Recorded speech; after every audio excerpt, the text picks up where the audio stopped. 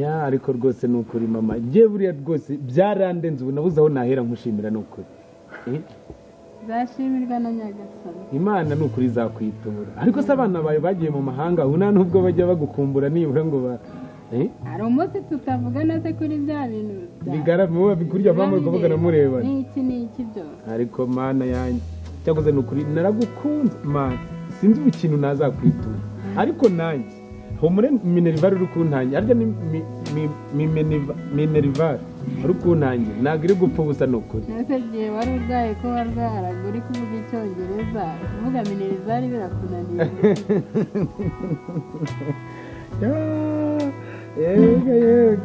reba nk'ubu reba nk'aka ngaka dore bunarakamira hariho ibyiringiro ko n'igiti cyatemwa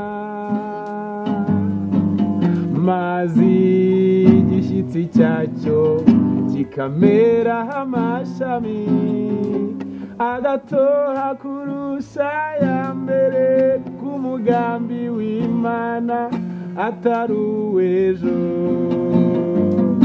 umura wa munyamubabaro we izuba ryawe rizaka haracyariho ibyiringiro ku izuba ryakurasira mu kanwa kawe ahoremo gushima Imana nzabimenya nukuri kw'Imana nzabimenya ndimo nduzi bigenda bizarega ariko se mama ubu koko nzakwitura ikigo ubu nsigaye se nkwite mushiki wanjye izo nkwite mubyara wanjye izo nkwite mama nkuko ariko reka nje nkwite impano y'Imana ariko se urafata umukecuru ungana nanjye nkwite mushiki wawe naso none se ubu koko mama koko nakwita iki mu by'ukuri ko wambereye masenye ukambera mama wacu ukambera byose ukankura mu isayo ku muhanda ukankuraho urubwa ukampindurira ubuzima ubu koko nakwita iki kintu erega si ngombwa ko wanyitayo yose umbwira ushaka ujye unyita inshuti yawe umuvandimwe wawe se byose ntacyo bituma none gusa koko mama ni ukuri rwose ukomeza kuntakaza oya nta kibazo nawe se ngiye ko mfite n'abahungu banjye bamenyereye ibi ngibi by'umuziki iyo muzabahamagara se mumpuze nabo wenda hari icyo byamarira ese ibi byorozi ko nzabikubwira yese nyine baba we nzamuhamagara mubwire umusange akwigisha uko bimeze akujyane mu bitaramo urebe ukuntu bigenda nanjye njye Burayi koko nanjye njye Burayi nanjye nurira indege ariko mana we ariko mama ya baba mana we ariko mana ya baba we sinshidikanya ko nkunda nukuri unyitaho ndabibona ariko mama Imana guhumugisha Imana ukomeze kugwisha imvura y'umugisha nyine ku buryo utoha rwose ugatoha imvura y'umugisha ikagutosa igahora ikugwaho buri munsi nukuri ko Imana umpinduriye amateka Imana nawe izakwibuka izagushyire no mu bamarayika nako uri marayika murinzi nako nuko oya Yesu yangiriye neza kuko yangiriye neza nawe nukuri wangiriye neza ariko Imana uhabwe icyubahiro Mana haroruya hamena yababa we uretse gatoya mama telefone irasona nagira ngo dusome muri Yesaya kugira ngo dukomeze twige Bibiliya reka nze gatoya ndangira uno muntu ahantu turi dore yaranyandikiye message ngo ari ku gipangu reka nze nawe wenda yatugiriraho umugisha n'iryo jambo tukarisangira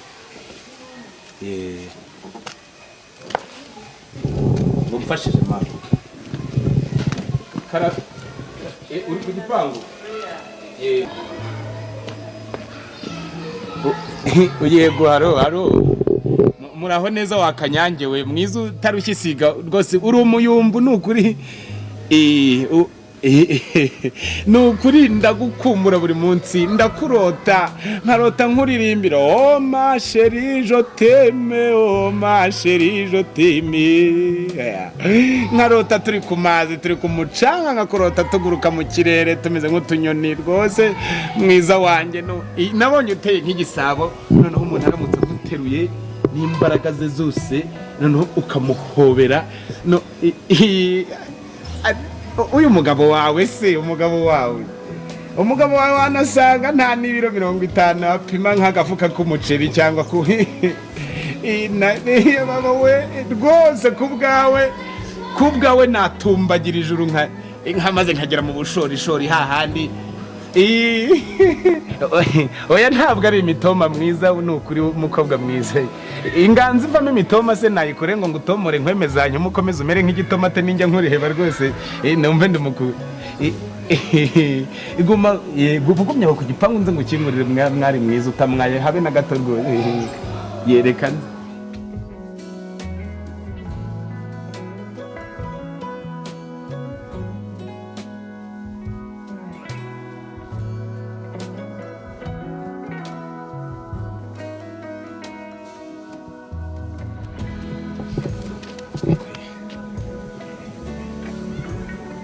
Areba iki se?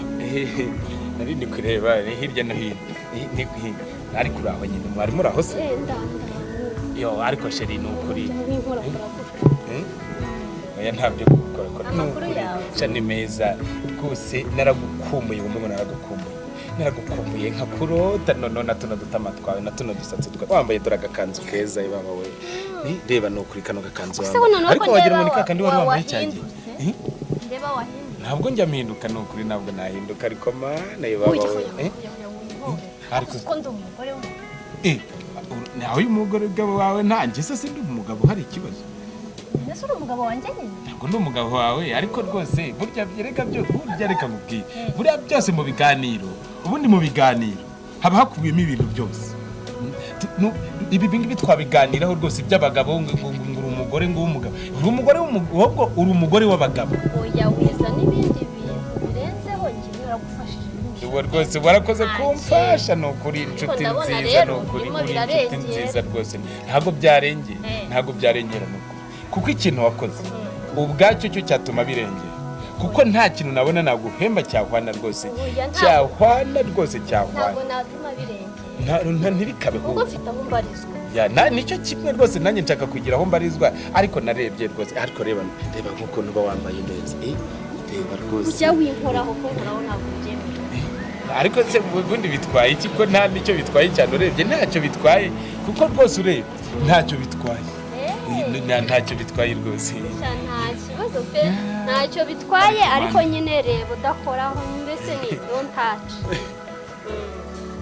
No rwose mama ariko n'ukuri ndabona warahindutse. Narahindutse nabaye mwiza rwose muri mu bikira nategereje ngo ugiye kuzana umuntu yaheze. n'uyu nguyu rwose uyu ni wa wundi rwose wamfashije aramfasha cyane. Niwe twavuganye kuri telefone. Wowe se?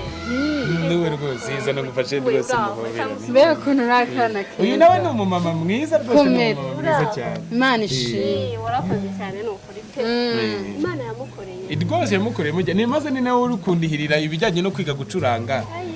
Rwose n'ukuri wumve ngo gucuranga sigaye nababushara indaburo ndabarusha rwose n'umucuranzi mwiza cyane. Ni izihe njyana urimo kwiga? Zo guhimbaza Imana. Ndabona izuba rirashe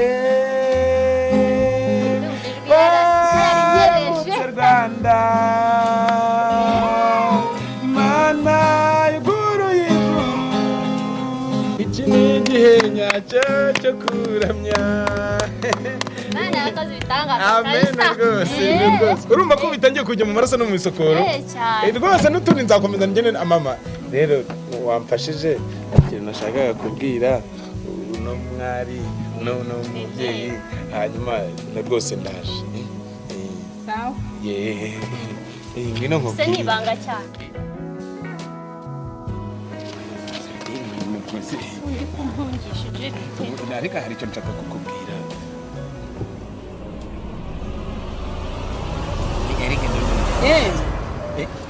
Se muri mu bikira.